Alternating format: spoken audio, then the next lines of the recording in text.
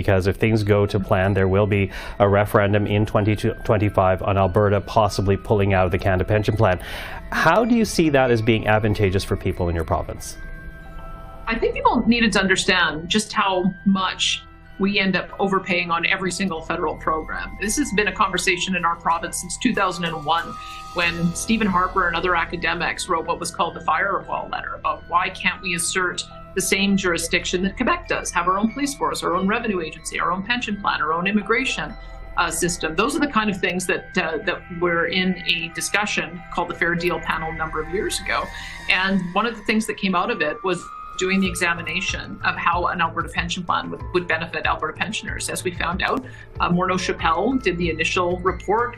They since got released by Lifemark and then TELUS. I mean, there's 3 different companies involved in it, but they all came to the same conclusion. Using the formula in the Act, Alberta ratepayers would be entitled to 53% of the assets, which would reduce premiums, increase benefits, and also create an ecosystem for a really interesting build out of our financial community here. And so those are the things that we're going to be consulting on. Okay, let me ask. Sorry to interrupt though, but you know the numbers that you're using, they're not agreed upon numbers, as you know, because you say Alberta would be entitled to half of the CPP fund's assets, but the CPP's investment board says really you're looking at a 16% entitlement. Would that still leave Albertans richer, better off if an Alberta fund had fewer assets than expected?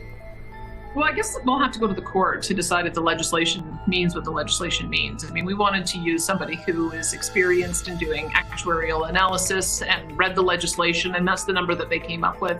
And so that's the number that we're consulting on. If it ends up in court where we try to have to figure that out, then that's what we will do. But I would say that there have been multiple times that we've gone through over the years where that pension formula could have been adjusted, most recently 2019. So we have to go based on what the legislation and the statute says.